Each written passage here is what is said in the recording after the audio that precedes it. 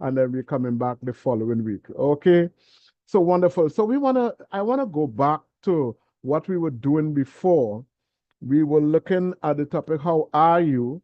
And the R's, we looked at regret. And then the next thing we are looking at now is righteousness. And we looked at Ephesians chapter 6 from verse 1. And we have been looking at various groups of people and how they can live righteously. And we said, what we established is that to live righteously is to conduct our lives in an upright manner with moral standards that reflect our relationship with God. In other words, when people look at us, the things that we do and the things that we say, they must know that we are children of God. Basically, is what First Lady was just telling us about, how we should treat others. And so in Ephesians chapter 6, we looked at a group of people. We looked at children, about being obedient to your parents. We looked at fathers or parents not exasperating your children. Now we want to go on to Ephesians chapter 6, verse 5. And I'm going to read it because I didn't give anybody to read. So let me just read it quickly. It says, "Bond servants, be obedient to those who are your masters, according to the flesh, with fear and trembling, in sincerity of heart as to Christ, not with eye service as men pleasers, but as bond servants of Christ, doing the will of God from the heart, with goodwill, doing service as to the Lord and not to men, knowing that whatever good anyone does, he will receive the same from the Lord, whether he is a slave or free." So it's talking to bond servants, to slaves, or in our time and space, let me put it, or in our situation. He's really talking to those who are committed to others. In other words, workers, those who work, those who have a job. This is who the scripture is talking to, those who are committed to working for others. You have tied yourself to that person or that business or that company as a worker, as an employee. And so, even as an employee, the scripture addresses you too. It addresses us as employees. I work part-time, as you know, as a radio station. So I'm an employee. I may not be a permanent employee, but I'm an employee. I have a contract with them. And so in my contract, I am supposed to do certain things. And all of us, when we go to work, we are given a contract, which gives it, and in that it tells us our job description, what is expected of us, etc., etc. So Paul is saying, be obedient to those who are your masters or those who are in control, your supervisors, your managers, the business owners. You have to be obedient to them. If you want to live righteously, you have to be obedient with fear and trembling. In other words, it doesn't mean you need to be scared about of them, but it means that you must have such a reverence for the people that you're working with, that it seems as though it's fear and trembling.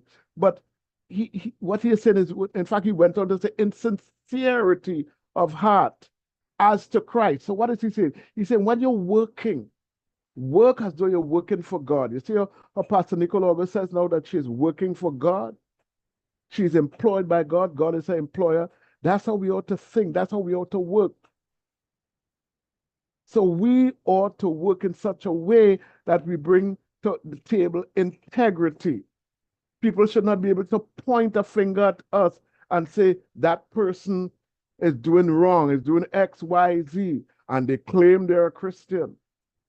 So our heart should be to do what is right. And one of the things I have recognized, and I've said it to you many times before, I have recognized this, that wherever you are, whoever you work for, or whomever you work for, wherever you work,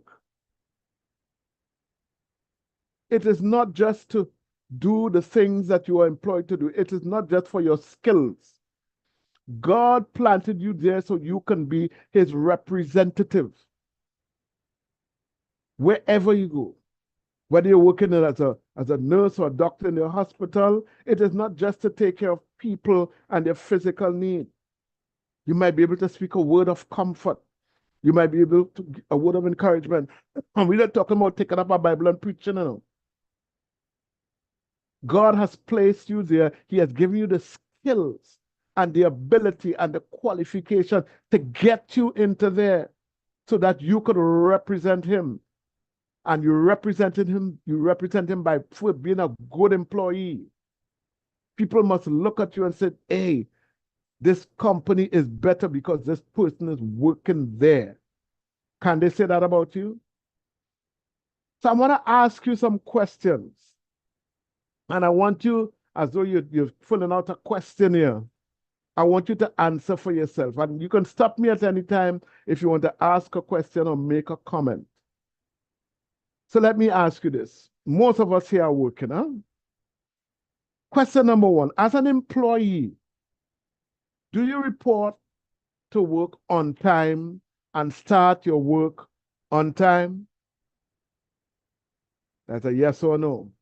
And be real, be honest with yourself. And I'm not asking you to get up and say it unless you want to.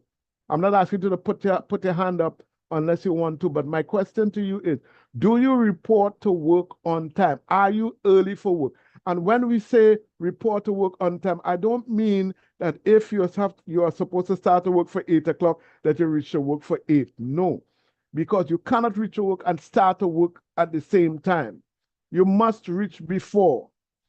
For example, in my job, I am supposed to reach at least 15 minutes before I go on air so that I can take a look at what has to be done, if there are any interviews, if there are people to think, if there are any problems, there's a handing over from the last along to myself. So I must get there at least 15 minutes, at least, should be more, at least 15 minutes. When you've been doing this thing so long, 15 minutes is adequate.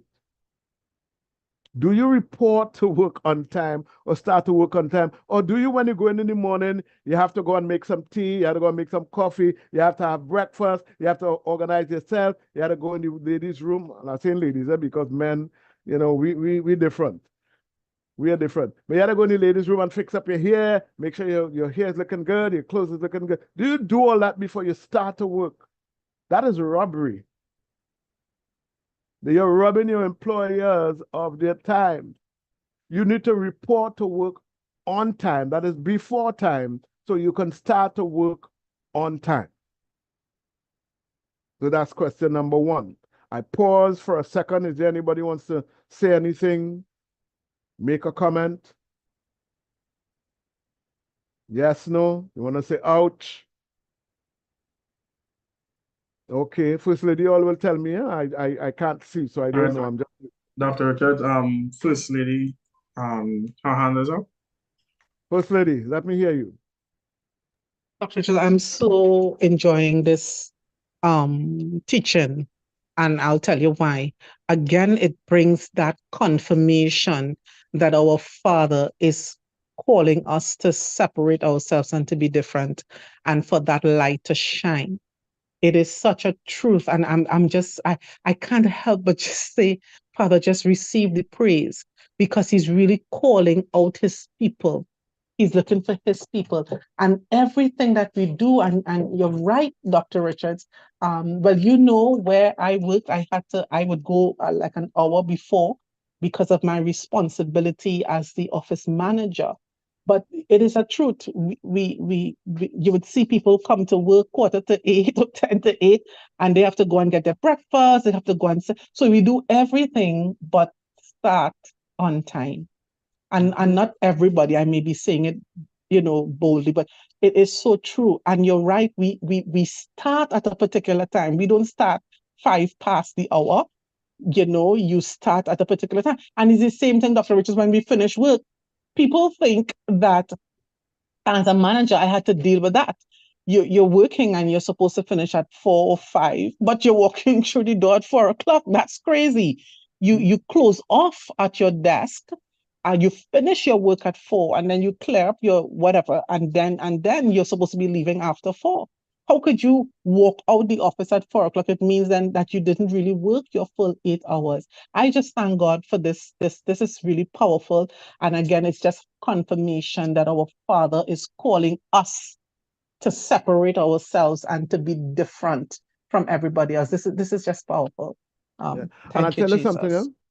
I'll tell you something. People look at you, you may not realize it, but they are looking at you and seeing what you're doing. And even if they're doing it too, it means that you're joining with them and you're not setting an example. And so how could you witness to them? How could you tell them that God is a God of integrity, that Christianity is different, that being a child of God is different if you're doing the same thing? So yes, I was coming to that point, and I'm glad you raised it, First Lady. Some of us leave work early without consent. Now, if you get permission to leave early for whatever reason, that's one thing. But when you decide that you're leaving work early, or as she said, you're supposed to work until 4, and at 4 o'clock you're walking out the door, it means that you did not give your full quota for the day. So we remember, as employees, we also represent God. And that's why Paul was saying, work as though you're working for God. So the boss not there, so you leave in early. What about lunchtime? Do you overstay your lunch hour? Do you go out and you overstay your lunch hour, you go and do whatever you have to do? Now, if you have to do your personal things and you want to use the lunch hour, that's fine. But you don't go, do your personal thing, and when you come back, oh, now you're going to eat. Because you didn't eat, you had to go by the bank, or you had to go somewhere, or you had these things. If you have to do them, you must obtain permission. You must get the okay of your supervisor, your manager, your boss, whoever it is. You must. As a child of God, that is what is expected of you. You have to work with integrity that your boss can trust you to leave you. And you know, there are some places you go to work and you start to work hard, because you're the new employee, and they tell you, hey, take it easy. Take it easy, don't got to pace, We take it easy here. We don't work so hard. We don't do all that. You see this? You could stretch that out for the day. Listen, you cannot follow people. You have to do what you have been employed to do as a child of God. And it may come up against the norm or the culture, but we are not called to be part of the culture. We are called sometimes to go against the culture. That's why a lot of times they wanted to stone Jesus, because he didn't fit in with the norm. He didn't fit in with what they were doing. He didn't fall into the crowd. He stood out. And you, as an employee, you have to stand out as well. Dr. Judd, we have two hands up. Go ahead. We have I saw them put their hands down, but I don't know if they want to still speak. So Sister Susan and Sister Sheila.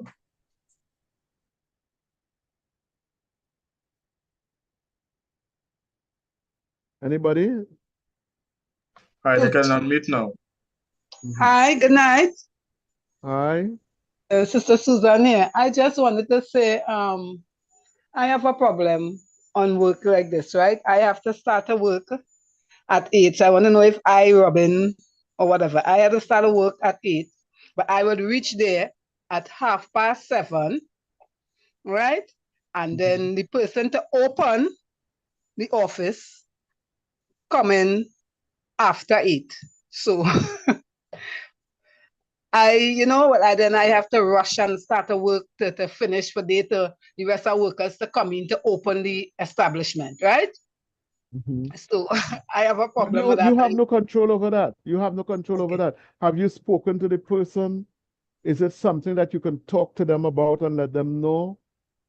Yeah, but they would call you and tell you, well, they come in late and you just have to go with that. Well, they are the boss. I just the worker, so.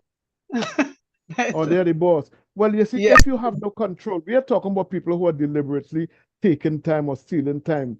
I'm not talking about where it is out of your control or beyond your control. There's nothing you can do about that. If you're able to talk to the person to get them to understand, hey, listen, this thing is affecting me, and don't tell them they're doing the wrong thing and they come in late, let them know how it is affecting you and your performance, because you come early, ready to start, and they're not there. And find out if there's any way you can work that out. If it's not, then there's nothing you can do. But make sure when you do work, you work diligently. That's the important thing. Okay, Yes? thank you. Okay. Someone else had their hand up? Sister No? Sheila. Good night, everyone. Aye. The word diligently stood out there for me. Where I work, or what I'm required to do, whenever I come in, if 10 comes in, I work diligently and I get them off, even if I have to work till after hours, the hours stipulated to work to get it done, because I just get them done. When there is none in front of me, I just don't feel like I robbing time, because you're in the office and and they tell the devil that's fine work for other hand. It doesn't find work for my hands, but the conversations and that takes place in the office, I'd rather not be there. And then tell me, how do you equate this? I'm living on 2013 salary. Isn't the government robbing me? I need to go and get something else done to keep my house. Answer me. Okay, I am not hearing you clearly. Okay, I heard you say, one, I heard you say you were living on 2013 salary. I heard you say something about you get your work done and you have idle time. Is that what you're saying? Yes, that is what I'm saying, that when I get things in front of me, because I work in a specific area by myself. So once I have things in front of me to do, I'll do it. Even if it means working till after 4 to get it done, I just want to see it done. So Right. I'll work and get it done. But then when there is none for me to do, I just sit there doing nothing. And whoever Okay, is in the office in charge of me, I would tell them I'm leaving, and they say they don't have a problem. You do your work for the day. okay. Now, one, is there any way you could assist anybody? That's one. Two, if you're finished with your work and you get permission to leave, then you can leave. I'm not talking about that. We are talking about people who don't do what they're supposed to do for the day, but they want to leave early, they want to go, and they don't ask permission. If you get permission, if it is that you have finished your quota for the day, whatever you have to do, and it's okay with your superior, your supervisor, your manager, whoever you are reporting to, and you get there okay to leave, then that's fine. That's fine. Okay? But we are talking about people who deliberately, they don't do what they're supposed to do, and they rob the employees of the employer of their time, because they leave and they go and they do whatever else. That is the kind of person that Paul is saying that, that is not desirable. That does not represent Christ. That person is not representing Christ. So I hope that answers your question. If your situation is such that you have permission to leave, then by all means, then you can do that. All right? So if there's nobody else, can we move on? So do you... No hands, no comments up to James. Okay, so do you maintain an appropriate level of grooming and hygiene? This one might be a yes for most people, especially ladies. In other words, you have to dress appropriately. Dress appropriately. Make sure you're smelling good, you're looking good, especially if you work in an office, an air-conditioned office. You have to make sure you dress appropriately. Ladies, you have to dress. Remember, you have to represent Christ. First Lady was talking about that when she talked about the way you dress. You don't show up your body. You don't distract other employees, both male and female. people must not know what you're wearing under your clothes. All this is part of living righteously as an employee. So you have to maintain an appropriate level of grooming, taking care of yourself, and hygiene. Men in particular, in terms of the hygiene, a lot of men don't pay attention to their hygiene. That's something we will deal with separately. But this is important. Next one. As an employee, do you carry out and obey all the lawful instructions of your superiors? And let me add, and you obey the health and safety rules, because health and safety, especially in this generation, is very important. Do you carry out the lawful instruction? Or sometimes, we feel we work in there so long that nobody can tell us what to do or how to do it. And fine, you may know how to do your job, but if you get an instruction, do you obey it? And if it is that you feel that you need to disobey the instruction, do you take it? Do you follow the protocol? In other words, you get an instruction to do something and you don't feel this is the right way. You don't just not do it. You let the person know, whether it's your supervisor, your manager, whoever, no, this is how I feel, this is what I think we should do.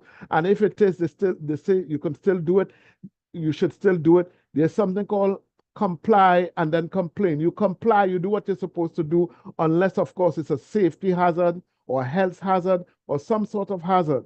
But you comply, and then you can take it to the next level. And most companies have a protocol in terms of how you report things that you're not pleased with, or instructions that you've given and you feel that they are the wrong instruction.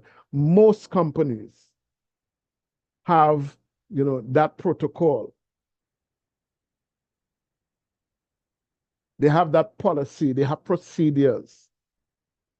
And as a child of God, you can't just say, well, me, I ain't doing that. I ain't doing that. Remember, eyes are on you, and remember, you are representing. The word represent means represent. You are presenting Christ. Christ has presented himself, and your life now is represented Christ and the principles of the kingdom of God wherever you are. And I want you to remember what I said to you. Remember it always. Wherever you are is not just to do the job that you're doing with your hands or your mind. It is also to be a representative of Christ. Jesus wants people in every area, every workspace. He wants his people distributed all over, and you're one of them. Next question. We check in the boxes. Do you complete the work that is given to you? As simple as it is. Do you complete the work, the tasks that you are assigned? A lot of time we leave things undone or for somebody else to do. Do you complete it, the task that is assigned to you? I know sometimes we do things and we don't do the things that we are supposed to do. And when it's time for appraisal, we are shocked when we get low scores and low marks. I'm saying to you, you have to represent Christ by doing the work that you're supposed to do. Because when you stand before God, all these things you have to answer for, Everything that we do and did not do, we have to answer for. And so, as Paul says, obey, obey, obey those that are in authority over you. You can stop me at any time. Let me know if you put your hand up or you want to make a comment. Joshua, if you have comments in the chat, you will just stop me and let me know. So we're moving on. Do you help other members of your team, your co-workers, complete their job? Or do you show them up? Do you help other members of your team? You finish what you have to do and somebody needs help. But you know in your mind that you finish yours, so you will look good if they can't finish theirs. So it's all about me. Or do you give a helping hand? Do you help people? Do you say, listen, this is the way I did it, or or do you need help? Can I do this for you? Maybe it's just a photocopy some things while they're doing something else. Do you help other people? Do you help other members, or do you offer to help? Because sometimes they don't want your help. Do you offer to help others if you have the time? Or do you leave them on their own to mess up, to struggle through? I want you to think about these things. All these are part of being a good employee. This is what Paul was talking about. We move on. Hear this one. Do you use any of the resources of your company, the people you work for your personal benefit? In other words, you want to photocopy a whole book for yourself. Or you see this phone bill too much. I have to be buying phone cards all the time. So I wait until I go to work. So all the calls I have to make, I will make them on the work phone. Do you do that?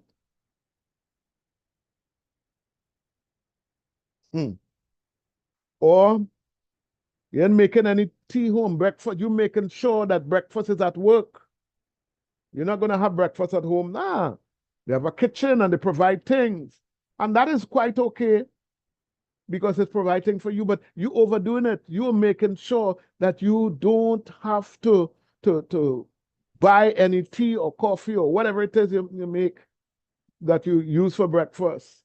And not only that, you have your children too, so they're passing and they're having breakfast before they go to school, breakfast at work. Do you do that?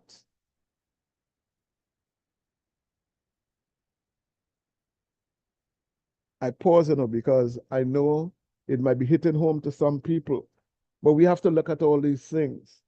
Now, if you do that with permission, if you say to your boss, well, look, things are hard, and, before my children go to school, I wanted them to come and have if you get the okay to do that, that's one thing. But if you are doing it without permission, then you are stealing and doing the wrong thing. The next one, I'm talking about stealing. Do you steal the company's resources? And I'm saying it as it is, steal. Do you carry home toilet paper, tissue paper, sanitizer, pens, pencils, markers, highlighters, copy paper, even the coffee and tea? Do you take these things and carry them home? Because the company are plenty, they ain't gonna miss it. And my children need pencils. They need pens to go to school. Do you, as an employee? And we're just checking off some boxes here because we are supposed to be good employees. We are supposed to be obedient to our masters and work as though we are working for God. All right, if there's no question, let's move on. Do you conduct personal business during working hours? What do I mean by personal business? Your children have a project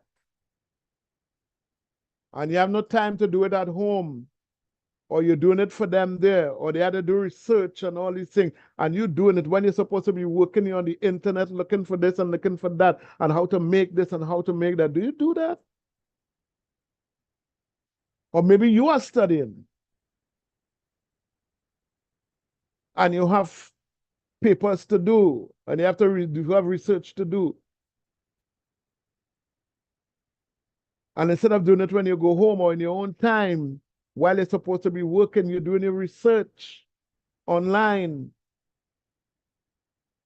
That's conducting personal business. What about those of us who are very spiritual? When instead of doing some work, we take time off and we have a Bible and we read in the Bible. Yeah, we read in the Word of God. That shouldn't be wrong, should it? But it is if you're doing it on your boss's time. Or you the biggest prayer. Every 15 minutes you taking time off to go and pray when they're supposed to be working. You can pray right where you are. You can talk to God while you're working. And if you can't do that, then wait until you get your break or your lunchtime and go and do that. What about evangelizing? Instead of doing the work, you're telling people about Jesus Christ, and you're witnessing when you're supposed to be working. You're witnessing. Listen, your life is supposed to be a witness. But you can't pull out your Bible or you can't. Listen, I want to tell you that, you need to be saved, because if you're not saved, you're going to hell, and you're supposed to be working. And a lot of times we push people away from God, the way we approach them and the things that we do. Remember, we're talking about righteousness, righteous living, living right as an employee. Any questions, any comments? You have a few more minutes. Okay, let's move on. Well, this one, I'm sure the answer to this is no, but I'm still going to ask you. Do you fight, threaten? Are you violent, disrespectful to others in the workplace? And I know that's a big no. I know that's a big no, because I don't expect that from you. But yeah, I might be saying so, but do you? If you were supposed to come and talk to your co-workers, would they say that you threaten them? That you're violent, that they're afraid of you? They're afraid of your mouth, the things that you say? Will they say that? That is not representing Christ. That is not righteous living.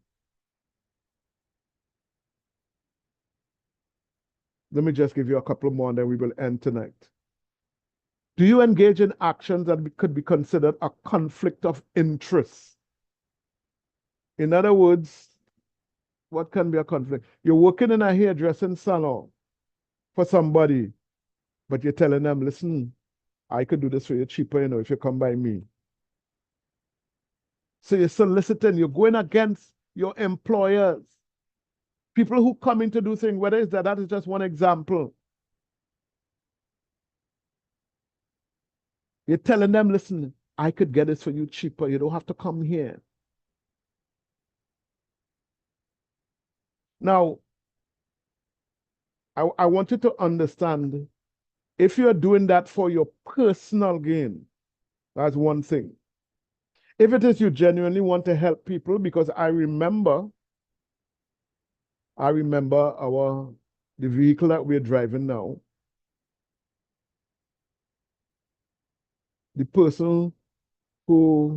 one of the persons from the organization says, listen, I remember once a little bulb, it blew, and I went there to see about the bulb, and she said, you know what? She said they'll put it into free of charge, no, but you had to buy the bulb. And they were charging me something, it's about $75 for the bulb. She said, if you go so and so, you get for $10. She told me that. Now, that's a different thing, because you're helping somebody. That's one thing. I'm not talking about that. I'm talking about it. You people are coming to the organization and you are telling them, listen, if you come to me personally, I will deal with you and you want to pay so much. And you cannot do that. That's a conflict of interest. You are being disloyal to your employers when you do that. A couple more and then we close off. In fact, one more. Do you take breaks without consent? I mean, you run away from work. Why you have to run away? Why it is you can't say to your boss, to your supervisor, listen, I have such and such to do. I need some time off. I need 15 minutes. I need an hour. Why do you have to run away from, and people say it all the time, well, I had to run away from work today. That is not being a good employee.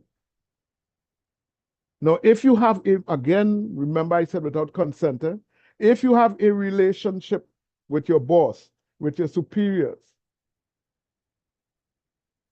where you, because you're a good employee, you work hard, maybe you work overtime. There's a difference between overtime and extra time. You work extra time, you don't get paid for it. You work overtime, you're supposed to be paid for overtime. And you have this understanding with them that if you need to run away and do something, it's okay. That's one thing.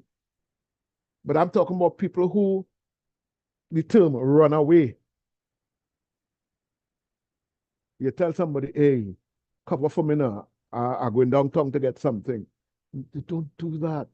We have to understand that the same people who keeping secret for us, they're the people that these are the souls we're supposed to win. We are supposed to show them what is integrity, what is righteous living, what is to do right and to be right. We are supposed to do that, but we hook up with them and we keep secrets with them and for them, and they have secret for us. How can we win them over when we do that? How can we win them over? Let me just end by reading the verse again. Bond servants, employers, workers, be obedient to those who are your masters according to the flesh, with fear and trembling, in sincerity of heart as to Christ, not with eye service or men pleasers, but as bond servants of Christ, doing the will of God from the heart, with good will, doing service as to the Lord and not to men, knowing that whatever good anyone does, he will receive the same from the Lord, whether he is slave or free. Are you hearing me? We have to be good employees. We have to be obedient and we have to do what is right at all times. That is living righteously. We're going to stop here for this evening. And thank you so much. We're going to continue tomorrow. We're going to close off tomorrow. We're going to close this off tomorrow. And we're going to continue. But I want you to reflect on what has been said tonight. And you could feel free to disagree. And feel free to tell us, well, look, I do this, but this is the reason why. We want to learn and we want to help one another. So if I've said something that, it hit you, but you have a reason why it is that, let's hear it. Let's hear it. Okay? Let us reason together, as the Lord says. So God bless you. Have a wonderful night. I'm handing back over to, I don't know if it's Joshua, First Lady. Have a wonderful night, people. God bless you. Bye-bye.